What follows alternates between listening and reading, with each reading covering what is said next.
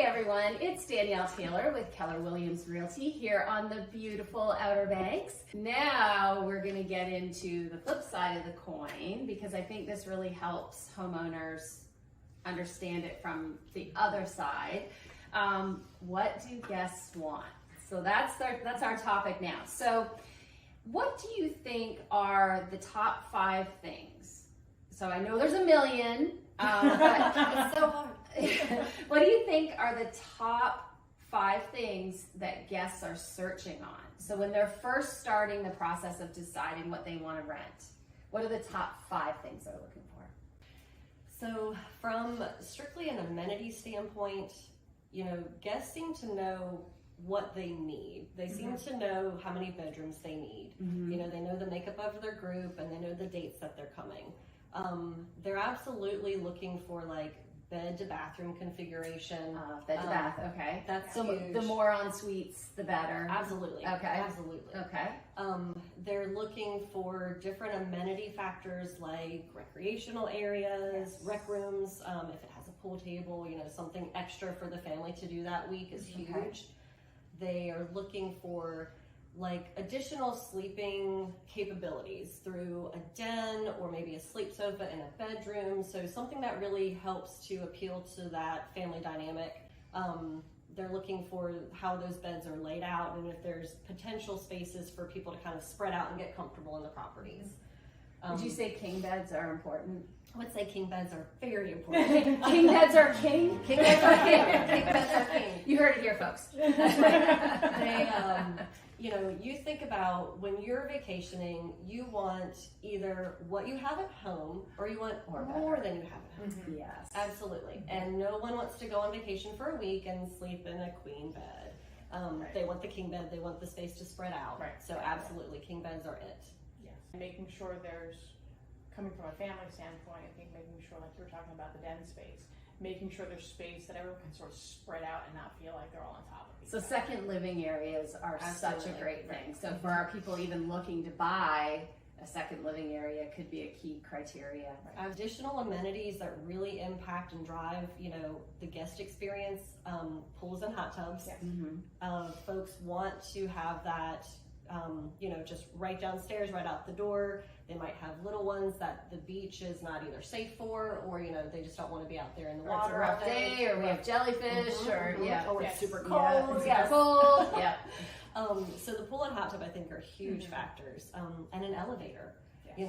It's not always a necessity. It's a really nice convenience, especially most of our houses are designed with reverse floor plans, which means the common area living space is on the top floor, and that means bag after bag of groceries. So the elevator is definitely a nicety. Yeah. It tends to be something, and you have families with someone who has a mobility issue. Sure. And if the living space, like you said, is on the top level, they want to join everybody else too.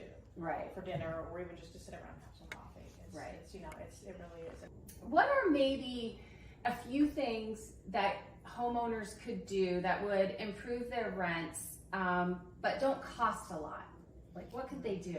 So cosmetics go a tremendous long way, because you have to think of trying to make your home as comfortable as possible for these vacationing guests. Right. So a good night's sleep, I think, is like number 1. A nice comfortable mattress and good quality pillows.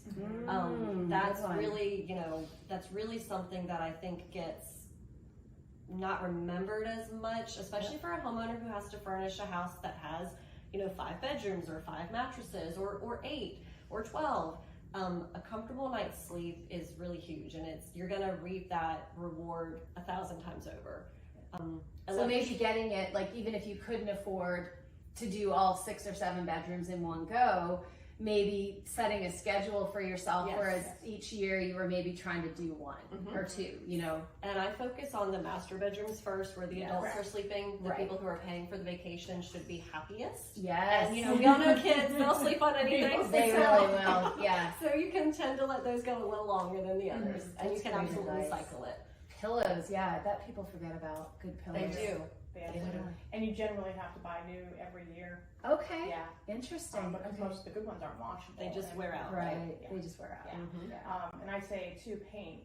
Paint is one of the cheapest ways that you, if you're doing it yourself, Yeah. to just sort of give your house a facelift. Makes it feel fresh. Okay. Absolutely. Okay. Absolutely. And one thing on the mattresses, I always tell property owners, bed bug protection. Yes. Love it. Holy grail, bed bug protection. Yeah. Yeah. Yep. I love it because it just saves you a world of hurt. Mm-hmm. Should by any chance the dreaded BB come into the Yes. They're not high frequency, but when they do happen, they're financially a huge burden. It's annoying. Yeah, absolutely. It is. Okay.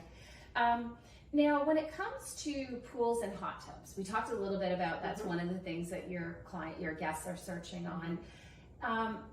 How much can you expect to charge additional roughly if you have a pool versus if you don't have a pool? I know you're going to book faster if you have a pool, so that's a given. We've established that. But is there a standard for rate? If someone was deciding whether to put a pool in or not, I guess is what I'm asking. I wouldn't say there's a standard, really. It's more of you're adding the pool to a house. So you're looking at the house first, and it's going to have more of an impact with certain properties and less of an impact with other properties. Okay. It's going to be a range, range 200 to 500 a week, depending on the size of the house, the size of the pool. Is it fenced? Is it landscaped around it? There's a lot of gray areas in trying to give you a number as to how it's going to impact the rental rate itself. I would say too, you have to consider your market. So if there's a 3-bedroom property and they're looking at adding a pool, at the end of the day, you can't charge, $1,500 more a week for it because you may then be priced a 5-bedroom with a pool. And at the end of the day, that bedroom and the location are 2 huge factors. The pool is a little bit secondary to that. So it has a different value depending on those 2 features. Yeah. Right. So definitely has huge value in terms of eyeballs and potential to book. But then the actual amount you can charge really depends on would vary. Absolutely. Yes. Yeah. And I always tell my clients, you have to look at it like people, it's the same in sales, right? People buy with their eyes. So they rent with their eyes and they buy with their eyes. So if you have something that looks pleasing, is clean, has nice decor, it doesn't have to be the fanciest of fancy. They don't have to go and rip out the entire kitchen, but it needs to be the best kitchen that it can be. Yeah. Would you agree with that statement? Absolutely. Yeah, kitchen is where a lot of eyeballs go to when they're looking. The kitchen is a big thing. Okay. And that's a huge selling feature for a vacation rental property over the hotel aspect. It's the common area space. So you should absolutely be deliberate in how you're presenting it to the public. So then if we flip this a little bit, it's going to sound like a negative question, but I think we can flip it into a positive. So if we think about the most common complaints that you receive on the guest side, what are those? And then how might we preempt that by giving our seller or our homeowners good advice? I think, piggybacking off the kitchen topic is guests want to be able to cook their meals and have everything they need to cook their meals. So an ill-stocked kitchen is one of the big things I've heard. Or they go in to open the cabinet with pots and pans and everything's scratched. Right. So I really encourage property owners to look at that stuff on an annual basis, see what needs to be replaced. And you may not use it at home very often, but a guest might, because this is a special occasion for them. Sure. So making sure they have everything available in the kitchen, and especially for the amount of people the home sleeps. Okay. So I always tell owners have at least 2 place settings for every single guest that sleeps in that home, because they don't want to have to do dishes after they have breakfast. That's just to have right. lunch. Exactly. So always make sure that you have plenty of amenities in your kitchen for your guests. And I'm assuming you guys have a checklist for your clients to use. Absolutely, yes. Yeah. We do. Good. Awesome. Okay. So that would be one of the biggest things. And then it sounds like also like a poor night's sleep could be. Yes. So a lot lumpy, of bumpy mattresses. Yes, we get a lot of concerns on that throughout the summer.